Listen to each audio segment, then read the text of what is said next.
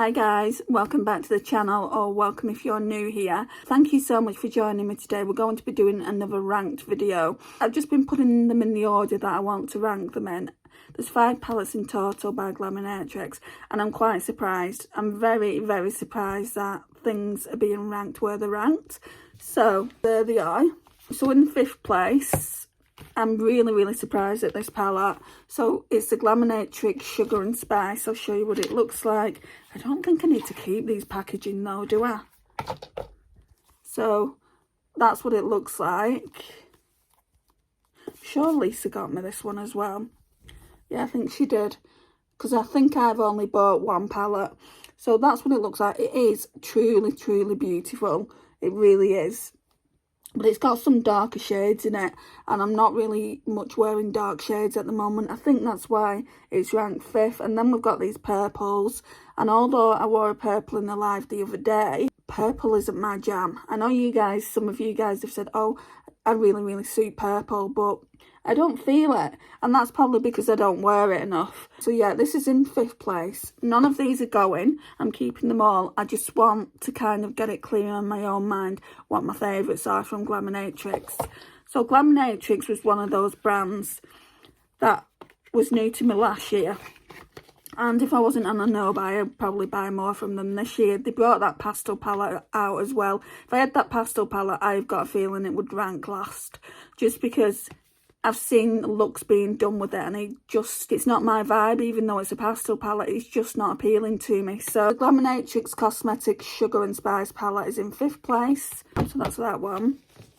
In 4th place, I knew this was going to rank low. This is the one that I bought, this tiny baby here. The Glaminatrix Cosmetics Fairy Lights.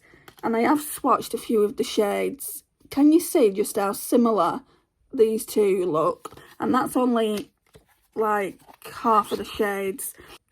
I remember doing looks with it, and I also remember swatching them on the eyes, and you guys said they look so similar, and I agree. I mean, in some cases they don't look similar. It just depends what you're putting through your crease, and on the outer you can get it so they don't look as similar. But I'm really surprised at Glaminatrix, because yeah, they do look similar. Like, I can't remember what shades I use now, but that one and that one, there is a slight difference, but they do look really similar, and I wasn't overly impressed with it. You know, I knew that we wasn't getting any duochromes or multichromes. I knew we was just getting metallics, but I'm not overly impressed with it. So yeah, that's in what place? 4th place. Yeah, that's in 4th place. Obviously I'm gonna keep it. I did think about selling it. When it came to me, I thought, should I sell it? But I never did. And I could potentially still sell it now on Depop, but I think I'll keep it. It's a nice one to have around at Christmas time, isn't it? And do Christmas looks. So yeah, because I don't have that many Christmas eyeshadow palettes. So yeah, that's good for that. 4th place. I keep forgetting what place it is. Right, so 3rd place. I don't think any of you who've been watching my videos with this palette will be surprised that this is in 3rd place. In fact, I'm surprised it's not lower down. I thought this was going to come 5th. 4th or 5th place. So it's the Glaminatrix Rich Romantic. Now, beautiful. It's a beautiful palette. The reason it's come so high up is because it's lighter than the, what's the other one called? Sugar and Spice. It's lighter than the Sugar and Spice palette. So yeah, I like it for that reason. And how I was like kind of complaining in videos saying, oh, it's too light, you can't see it on the eyes that much. That's must be the kind of look I like to go for. I have found a way of using it a way that I like, and that's by using a base underneath it. So yeah, that's that one there. And I did actually find a way of using this shade. To me, I mean, tell me if I'm wrong, guys, but is this not a random eyeshadow in the palette? I did find a way of using that, which looked really nice. So that's 3rd place. 2nd place, oh my gosh, love this palette so much.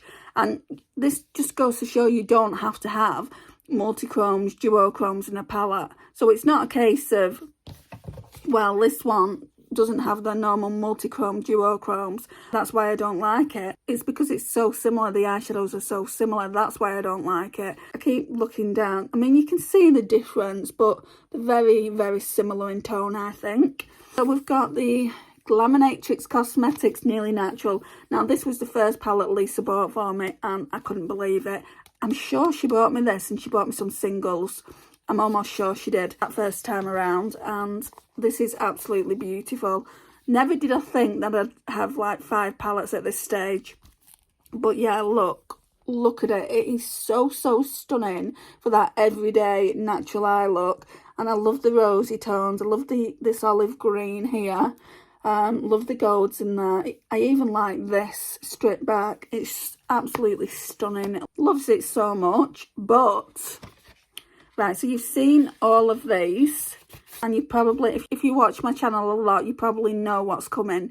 So let me know in the comments down below if you guessed it before I showed it. So in first place is the newest one, is it? Yeah, it's the newest one to my collection, and it is Glaminatrix Cosmetics Nocturnal. Oh, it's not the newest one that they brought out, is it? It's probably one of the oldest ones out of everything that I've got here. But they brought it back, and I was going to buy it, and Lisa kindly gifted it me. I think I got it for Christmas. I'm almost sure it was Christmas. So that's the packaging it comes in.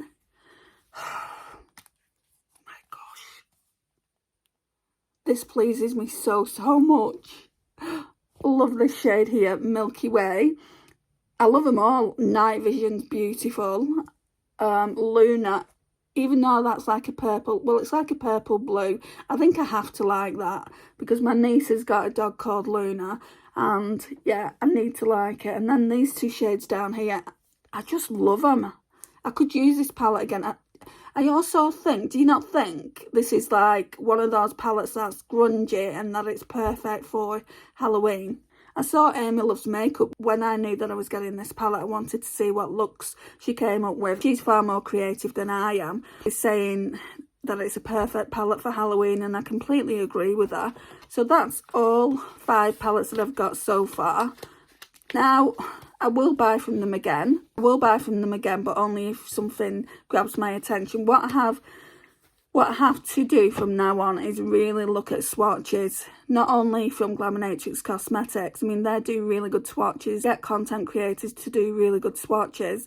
This, let me show you. This one here, it looked better online than it does like on my eyes. I mean, I'm not saying it's crap, not by any stretch of the imagination.